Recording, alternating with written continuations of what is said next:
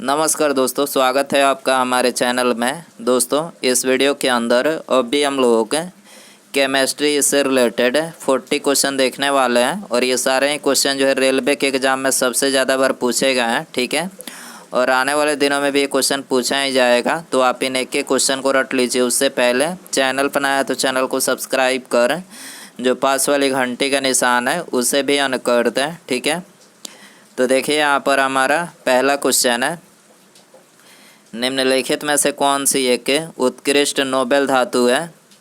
तो देखिए इसका जो करेक्ट आंसर होगा वो होगा ऑप्शन नंबर बी, यानी चांदी जो है ये उत्कृष्ट नोबेल धातु है। ठीक है, इसके अलावा चांदी का निष्कर्षण मुख्यतः किससे किया जाता है, तो ये अर्जेंटाइट से किया जाता है। और चांदी जो होती है तो ये बिजली की सबसे अधिक सुचालक होती है। ठीक है, क्वेश्चन नंबर 2 है, जब सिल्वर क्लोराइड को सूर्य के प्रकाश में रखा जाता है तो यह किसके बनने के कारण भूरे रंग का हो जाता है। तो देखिए ये सिल्वर धातु के बनने के कारण से जो है भूरे रंग का हो जाता है। ठीक है, सी करेक्ट हो जाएगा। क्वेश्चन नंबर 3 है, निम्नलिखित में से सबसे कम अभिक्रियाशील है। तो देखिए इसका करेक्ट आंसर ऑप्शन बी हो जाएगा, पारा जो है ये सबसे कम अभिक्रियाशील है। ठीक है, और सबसे अधिक अभिक्रियाशील पूछा जाए तो पोटेशियम जो है ये सबसे अधिक अभिक्रियाशील है। क्वेश्चन नंबर 4 है, जब सिल्वर ब्रोमाइड को सूर्य की रोशनी में रखा जाता है तब, तो देखिए जब सिल्वर ब्रोमाइड को सूर्य की रोशनी में रखा जाता है तब ब्रोमीन गैस बनती है। ठीक है, तो यहाँ पर डी करेक्ट हो जाएगा।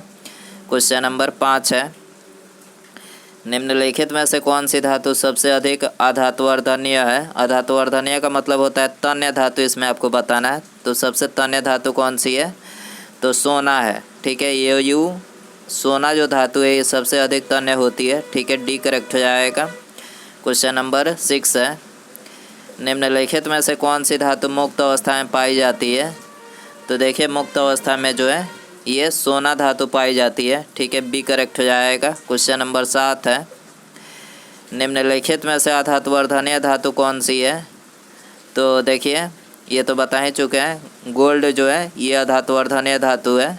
क्वेश्चन नंबर 8 है, चूना क्लोरीन के साथ अभिक्रिया करके क्या बनाती है। तो देखिए चूना क्लोरीन के साथ अभिक्रिया करके जो है ये ब्लीचिंग पाउडर बनाती है। ठीक है, तो यहाँ पर डी करेक्ट हो जाएगा। क्वेश्चन नंबर 9 है, निम्नलिखित में से किसे आरम कहा जाता है। तो देखिए आरम जो है ये बोला जाता है सोना को। ठीक है, ऑप्शन बी करेक्ट हो जाएगा।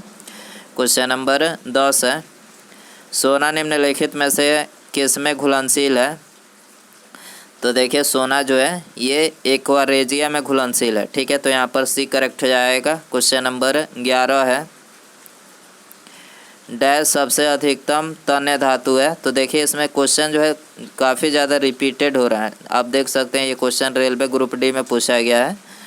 तो तन्य ये तो बता ही चुके हैं, सोना जो है तन्य धातु है। सी करेक्ट हो जाएगा। क्वेश्चन नंबर 12 है, रासायनिक सूत्र K2SO4 डैश को निरूपित करता है। तो ये पोटेशियम सल्फेट को निरूपित करता है। ठीक है, K2SO4 किसको निरूपित करता है, पोटेशियम सल्फेट को। ठीक है, सी करेक्ट हो जाएगा। क्वेश्चन नंबर 13 है, डैश का रासायनिक प्रतीक लैटिन शब्द कैल्शियम से बना है। तो देखिए इसे करेक्ट आंसर ऑप्शन डी हो जाएगा, पोटेशियम का रासायनिक प्रतीक जो है लैटिन शब्द कैल्शियम से बना है। क्वेश्चन नंबर 14 है, जल शोधन के लिए निम्नलिखित में से किसका प्रयोग किया जाता है। तो देखिए जल शोधन के लिए जो है ये पोटास एलम का जो है प्रयोग किया जाता है। ठीक है, सी करेक्ट हो जाएगा।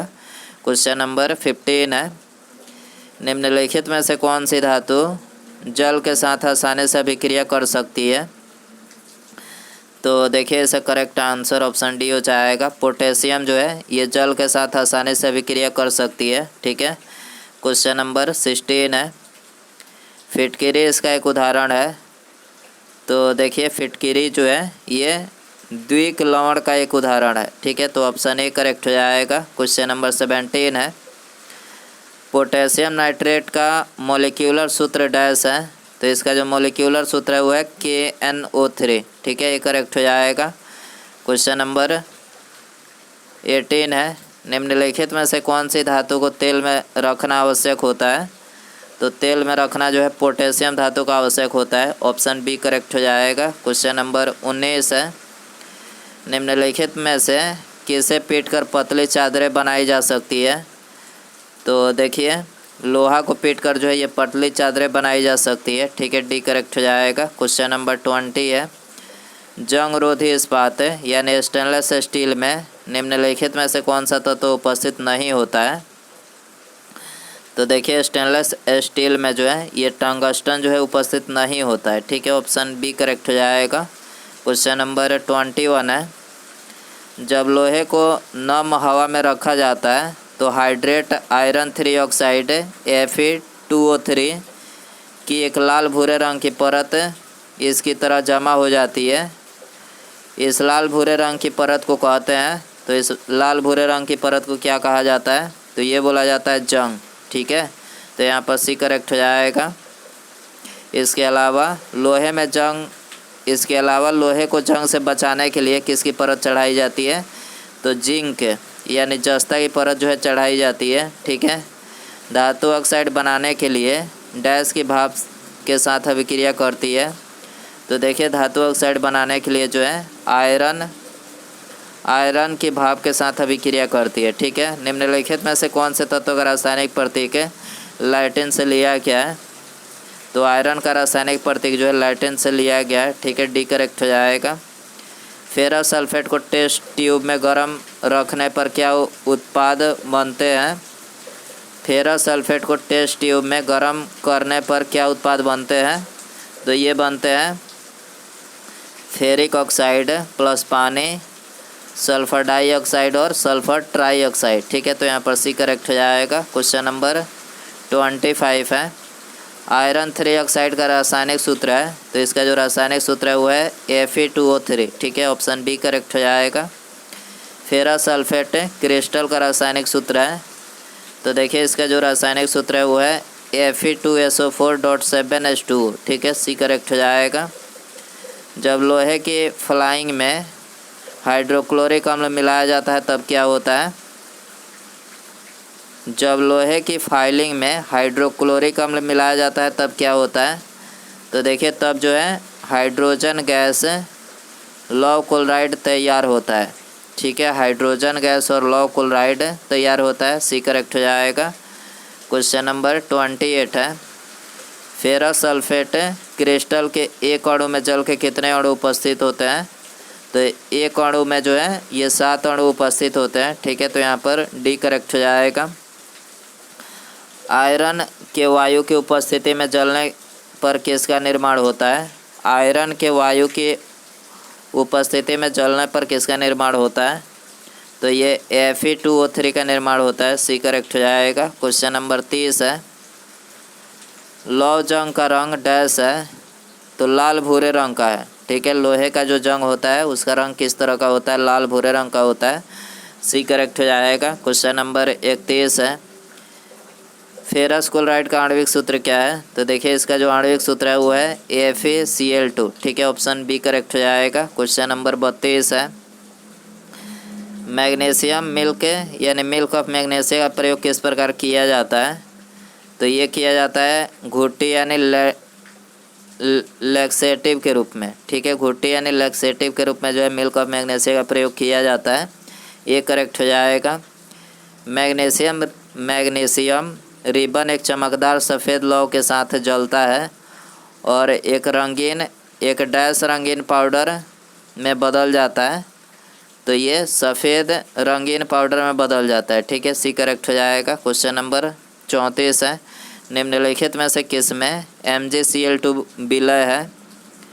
तो ये जल में विलय है। ठीक है, ऑप्शन डी करेक्ट हो जाएगा। क्वेश्चन नंबर 35 है, तांबे और जस्ते के साथ कांस्य बनाने के लिए डैश तत्व जोड़ा जाता है। तो ये एसन यानी टीन शब्द जोड़ा जाता है। ठीक है, तांबे और जस्ता के साथ कांस्य बनाने के लिए क्या जोड़ा जाता है? टीन तत्व जो है जोड़ा जाता है। बी करेक्ट हो जाएगा। MgO का विलयन डैश होता है, तो MgO का जो विलयन होता है ये क्षारीय होता है। ऑप्शन डी करेक्ट हो जाएगा। मैग्नीशियम रिबन को जलाने से सफ़ेद राख उत्पन्न होती है जिसे डैश बनाने के लिए पानी में घोला जाता है।